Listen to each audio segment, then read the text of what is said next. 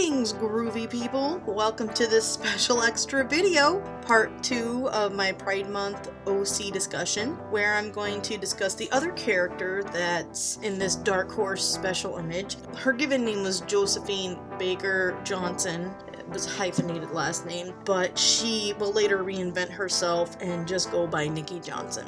Before I get into the video, I've got some shopkeep to tend to. First, I just submitted the Furovision contest. I hope I said that right. The link to that's going to be in the description. It's going to be awesome. There's quite a few entries, so check that out, please. God, it was quite a challenge to do that, but yeah, I decided to do Oshin, who was in a punk band in the early 1990s. Meat to Shoot is the name of the band.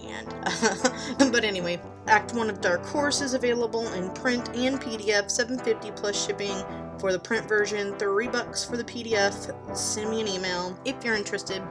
I'm working on adding the top webcomics vote button, the Patreon button, donate buttons, and a comic collective to my Comic Fury site. They've been up on my actual main website for a while because I can do a little tiny bit of HTML coding now, but I'm working on converting my Comic Fury site to HTML, so if you guys are reading over there, I'm going to be taking my annoying stuff out of the comments and putting it in the actual web page. Act 5 just finished on Comic Fury. It will resume with Act 6 sometime in mid-July. I'm taking a tiny break. Last announcement is Dark Horse was accepted in Aradia, Magic Girl, Magic Person Collective. So I'm going to put the link to that. I'm going to have it scrolled above here, but also I've got the link to that down in the description. There's a lot of comics on it. I've been reading the one about witches that's really, it's on top of us, really good so far.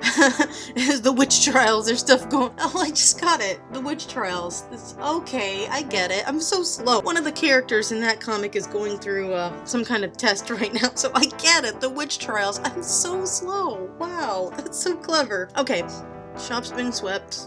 Let's get into the actual video here. So the character on the right, her given name was Sally Baker-Johnson. She later will change her name to just Nicki Johnson. She was born in California, much like Xue Feng, but she grew up in Compton. Because, like I've said time and time again, music is a very important influence to me, and although she's absolutely nothing like Snoop Dogg or Dr. Dre, I wanted to give a little nod to some of the old school rap and hip hop that I used to listen to a little bit. My sister listened to it more than I did, and then my dad told her she couldn't listen to Snoop Dogg and stole her CD, and it turned out he really just stole it so that he could listen to it himself. I found it years later in his office, and I'm like, dude, that's not cool. If you wanted it, you should just bought it. Just stealing it from my sister. Anyway, whatever. But yeah, I like select songs by, Dr. Dre and Snoop. They're both from California. I like a few songs by Mos Def and a Tribe Named Quest. Like a few of their songs. But mostly, I like songs that have lyrics and stories, and some of the newer stuff just across all genres in present day. It's fallen a bit into a lyrical rut. You can find it, you've just gotta look, it's just not played on the radio anymore. But here's a song that actually has some interesting commentary, so go check that out. But yeah, she grew up in a bit of a rough spot. Her mother and father divorced shortly after she was born, and her mom maintained custody of her, but her dad, he didn't live with them, but he kind of lived with them. He was a Vietnam vet from the Navy, and like so many vets from that era, and probably in present day, he did not get the help that he needed with his PTSD, and so he genuinely has tried and struggled his whole life, but he did struggle with alcoholism. He had odd jobs here and there, and he would bring money in when he could, especially during his dry spells when he wasn't drinking. But mostly what he would do is he was very involved with his daughter, and he would watch her a lot when her mom went to work. Her mother was originally from St. Louis, was an aspiring actress who came to California trying to become a star, but mostly all she got were small parts and not even like side character parts in B films. And when she got pregnant with her daughter, she was forced to find work since her husband was struggling with his issues, so she had to give up her dreams.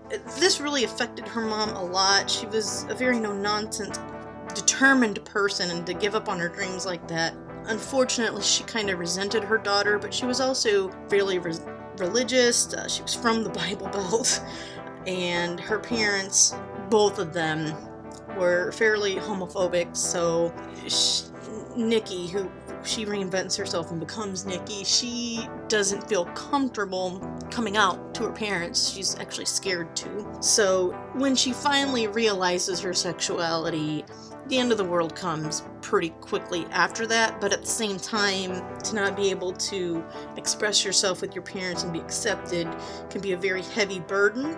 But her mom, she's very determined, and even though she can't become a famous star, she is very, not harsh, but she's very, well, I mean, I guess kind of harsh. She wants her daughter to succeed where she failed, or she feels she failed, and so she is very domineering. That's a good word of Wednesday, domineering.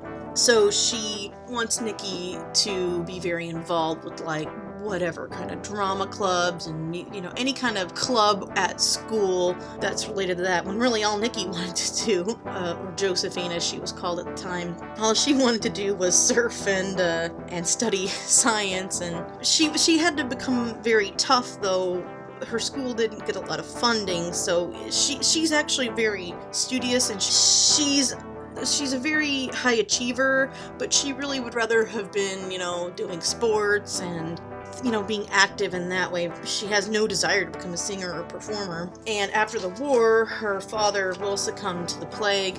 Her mother actually survived, but Nicki just leaves. It's something that she's gonna have to face, but she argued a lot with her mother. She tended to get along more with her father since he was the one who was there, even though she recognizes that he had a lot of problems. Sometimes, especially when you're young, you don't realize the complex problems your parents are dealing with. So she was very, very young when the end of the war came, and so she just abandons her mom and moves up north, and it's in Northern California where she meets Xue Feng.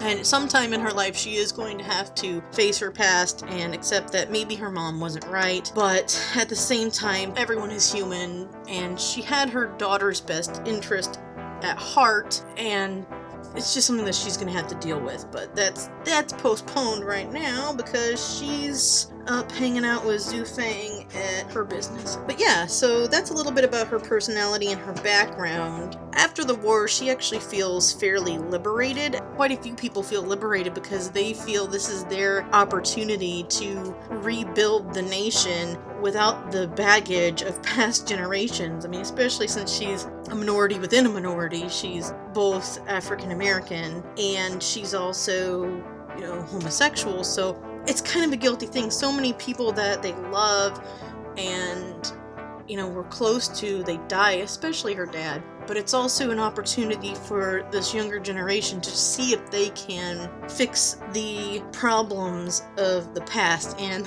they're going to find that it's not as easy as it would seem, especially because most people are gone, so you're going to see like the best brought out in people, but you're also going to see the worst brought out in people. But it's her dream to kind of help integrate what would be considered an alternative culture in the past and normalize it. So that's something that she and Xue Feng find to be very important to them. So there were a couple influences for this character. Obviously, I mentioned last video, Nicki Minaj. Her appearance, at least, was inspired by Nicki Minaj. I do like how very energetic and optimistic, and that idea of dual. I like that duality because we do kind of wear masks, and there's different aspects and characters within one person. So I really like that about Nicki Minaj, and that was something that I kind of lifted from at least her personas. Other people that influenced her, I grew up with my mom. Once we finally got satellite, she used to watch a lot of comedians on BET, and one of my favorites was Wanda Sykes. Oh my gosh, that woman is hilarious. Mom also was a big fan of Queen Latifah, and she actually just put out a beautiful jazz album, you guys. The link is here in the iCard. But I feel that I really wanted to represent, at least with one character, a minority within a minority, and really make this character endearing and someone that people could possibly look up to, maybe. I don't know, she's very young still too, so she's got a lot of growth within the comic, and she hasn't even been introduced yet, so I really can't wait to unveil her. But those are kind of some of my goals with this character, and I actually have so much fun drawing her, and I'm really glad that I was able to share this character with you. Anyway, that's all for this time, folks. Question of the week: who's your favorite LGBT artist? It can be a musician, it can be an actual painter artist. Oh, Francis Bacon was really good. Ooh, creepy. Not for kids, guys, but check out Francis Bacon. He's really amazing. It could be a musician, an artist, a singer, a comedian, actor, whatever. Put that in the comments below. If you like the video, like it, subscribe, do the bell thing. Thank you guys for listening in. Peace and love. Fare you well, and keep on trucking.